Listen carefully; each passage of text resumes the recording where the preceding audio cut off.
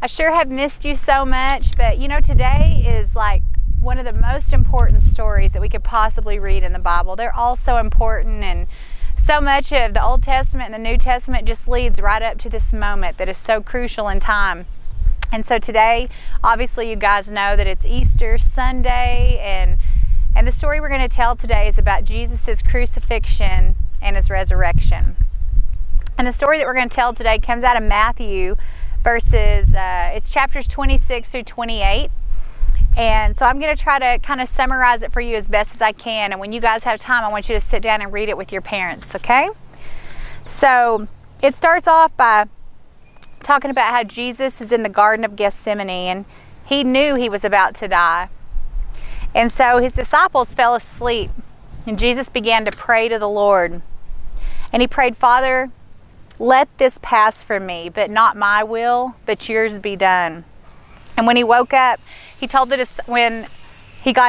disciples to wake up because his betrayer was coming to take him. Suddenly Judas arrived. A large crowd carrying swords and clubs were with him, and he kissed Jesus so they would know that it was Jesus who they were coming after. The men grabbed Jesus and they arrested him. And then they took Jesus to the high priest, Caiaphas, who accused him of saying that he was God, which was a huge crime at this time. It deserved death.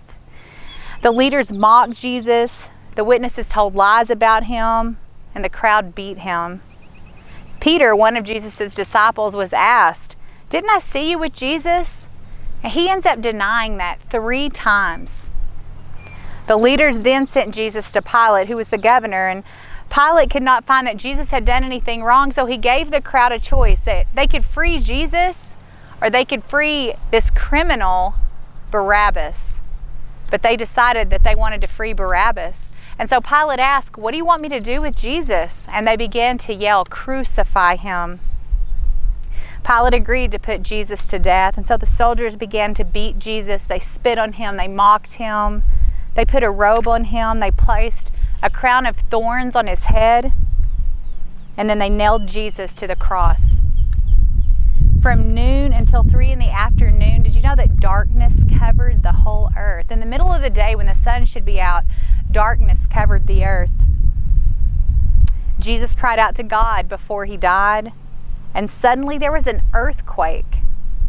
One of the men that was near him said, "This must really have been the Son of God." Jesus was then buried in a rich man's tomb. A stone was put across that door and sealed. And a guard even stood there to make sure that no one would steal Jesus' body. On the 3rd day, Mary Magdalene and the other Mary came to the tomb, and suddenly an earthquake shook, and an angel came down from heavens and rolled back the stone of the tomb. And the angel said, "Do not be afraid. I know you are looking for Jesus, but he is not here. He has risen, just as he promised." The women ran to tell the disciples the good news, and they heard a man say, "Good morning." It was Jesus. The women knelt and began to worship him, and Jesus said, "Don't be afraid. Go tell the disciples and go to Galilee, and they will see me there." This story is told in several books, and it's in Matthew, Mark, Luke, John. I want you guys to go read all the different accounts and put all of it together. It is the most beautiful picture. This story is to explain to you about Jesus' death and resurrection. Jesus, he died on the cross to take the punishment for our sins. He did nothing to deserve it. He never sinned, but he took all the punishment of the whole world and he put it upon himself. And he died on that cross for us, but that's not where it stopped. He rose again in 3 days, just as he promised. That is where the victory is. That is where the victory lies, is that when we decide to surrender our life to the Lord, he took the punishment for our sins a long, long time ago on that cross, and now we have the opportunity to be with Jesus.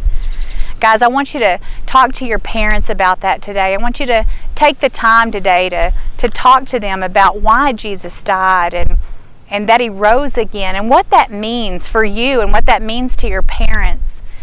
I love you guys, and I want you to just spend spend time today with your family. And I know that this is a fun time that we usually are all gathered together and eating together and doing so many fun things together. But this is also a great opportunity for you guys to spend some quality time with your families and really talk about the most important story that you could ever read out of the Bible, and that's Jesus dying for you and raising again on the third day.